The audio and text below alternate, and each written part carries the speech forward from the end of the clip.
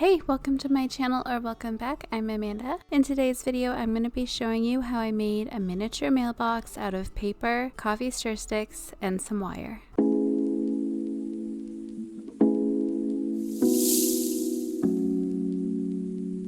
Over the holidays, I got fixated on making miniature mailboxes, so I thought I would show you how I did it. This is 1/24 scale to match my scene, but it can be easily scaled up or down. Alright, first things first, I start out by cutting all of the cardstock I'll need. The measurements are on the screen, so you can hit pause or take a screenshot. Next, I score the biggest piece on both ends. I score one end at a 1/2 inch, and then I turn the paper around and score the other end at a 1/2 inch. Or if it's easier, you can score at the 1/2 inch mark, and without turning, again at the 2 inch mark. Each flap needs to be a 1/2 inch. When I go to fold the flaps, I make sure everything lines up before I crease them. It's important to make sure that everything is straight, or you're going to end up with a wonky mailbox.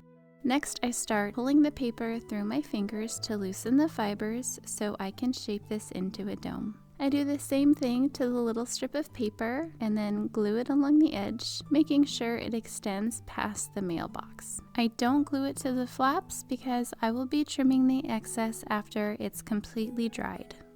Before I can turn this into a dome, I need to poke a hole for the flag. I use a craft knife and cut out a little X to make it easier to poke through. Amanda from the future here. I just realized that I didn't actually say where to poke the hole for the flag, so I wanted to do that now. It's a 1/4 inch from the left and a 1/4 inch up from the bottom. And when I say bottom, I mean right above the crease and not the flap.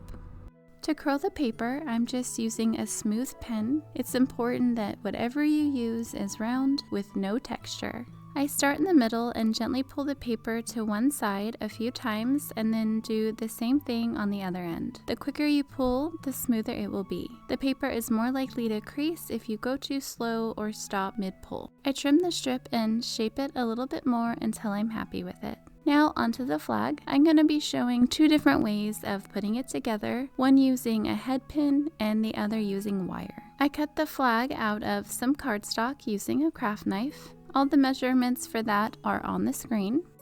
After I get that cut out, I take a standard hole punch and punch some circles out. I think I end up using 6 or 7. For the first method, I glue a circle onto each side of the bottom of the flag, making sure they line up with each other, and then I set it aside to dry. While that dries, I glue on one of the circles to the inside of the mailbox, covering the hole that I made earlier, and once that dries, I'll re-poke the hole. This is going to help reinforce the area and make it a little bit stronger. Next, I take my craft knife and poke the little hole in the center of the circles that are on the flag. I make the hole a little bit bigger and then place another circle underneath the flag, making sure, once again, to line them up. I use the flag as a guide to poke holes in the rest of the circles so they are all in the same place. With the flag facing to the left, I slide it into the head pin, followed by the other 2 circles. I then put the head pin through the mailbox and stack 2 more circles on the back. Next, I very carefully trim the extra wire. I want it to be long enough to fit through everything, but not so long to where I can't put any mail in the box. I put a tiny little dot of hot glue onto the wire to secure it. It's important that no glue touches the circle that's in the middle because it has to be able to spin around freely or the flag will be stuck. I did this second example. For this one, I start out by gluing one of the circles to the back of the flag. It should be pointing to the left, and set it aside. While that's drying, I take some wire. Here I'm using floral wire, but pretty much any type would work, perhaps even a strong twist tie if you took the paper off of it. I bend it over so it makes a little loop.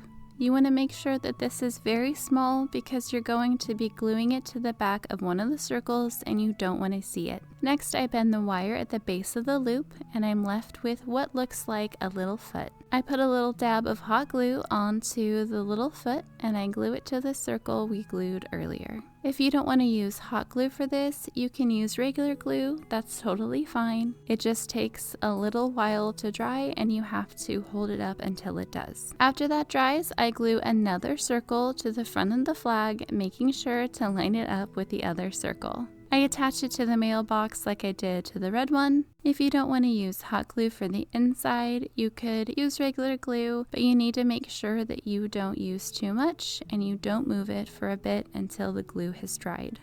Now it's time to turn this into something that looks more like a mailbox. I do a little bit more curling and sculpting, being careful not to mess with the flag. This step is pretty self-explanatory. I just see which flap I would like on the bottom and glue it. I use a clothespin to clamp the flaps together while it dries. Now on to the back of the mailbox. The method that I landed on once again involves hot glue, but I will show you another way to attach the back if you don't want to use that. So I take the mailbox and place it on a piece of cardstock. This part can be a little tricky if the mailbox moves too much, so I just take some tweezers and butt them up against it so it's less likely to move. Next, I very carefully align the middle of the glue gun up to the middle of the mailbox, making sure not to touch any of the sides, and then I add enough glue to cover all of the cardstock, but not so much that the envelopes won't fit in. As soon as I add the glue, I quickly hold the mailbox by placing my finger gently on top while the glue dries. While you're holding it in place, you want to make sure that you don't squeeze it or move it too much, or it is going to mess with the shape. Once the hot glue has completely hardened, I cut off the excess cardstock. I make sure to keep my scissors pretty straight so I'm not cutting at an angle into the mailbox. It doesn't need to be perfectly cut because the next step is to sand it and smooth the edge out. I make sure that I'm holding the mailbox inside at the bottom and not the sides because I don't want to pinch or bend the dome. If you do like this method, I would suggest practicing a few times with some scrap pieces of cardstock. When I was figuring out how to make this work, I made a bunch of dummy mailboxes with no flags or ridges to practice. The other option, if you don't want to use hot glue, is to take a piece of cardstock, trace the mailbox, and then cut it out about 1/8 of an inch bigger than you need. Then gently snip around the entire thing to make little flaps, making sure not to snip past the outline you drew. Then you just fold each individual little flap back, put some adhesive around the inside, slide it in, and make sure the flaps are touching all the sides and it's flush with the back. I find this method to be very tedious, hence why I came up with the other way to do it. Now onto the door. I trace the back of the mailbox onto a piece of cardstock, but this time I'm going to cut it out but leave a little flap at the bottom that will act as our hinge to be able to open the door. I make sure to cut it little by little so I don't trim it down too small and have to start again. You want it to be a snug fit. Once I finally get it down to the right width, I turn it over and draw a line to mark where the mailbox ends. Then I line the end of my ruler up with the line I drew and bend it over.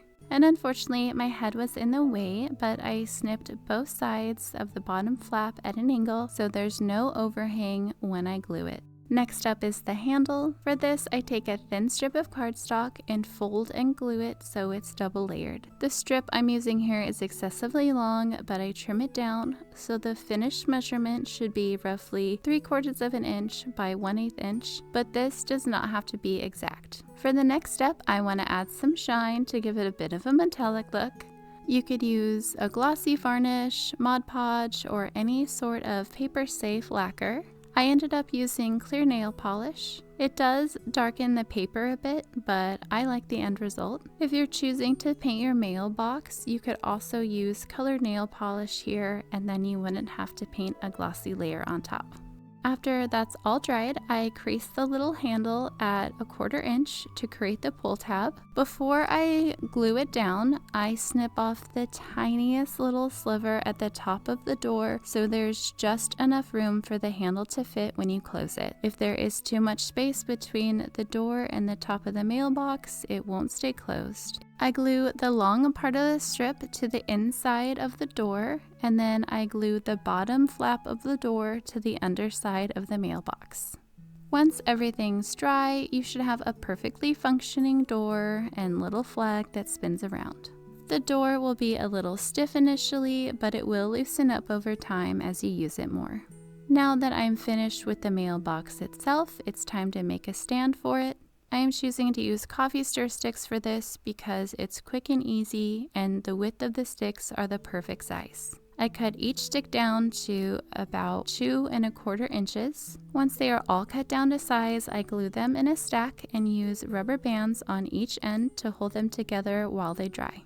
Once they're all dried, I sand the ends down so they are level, and I paint it using some cheap brown acrylic paint.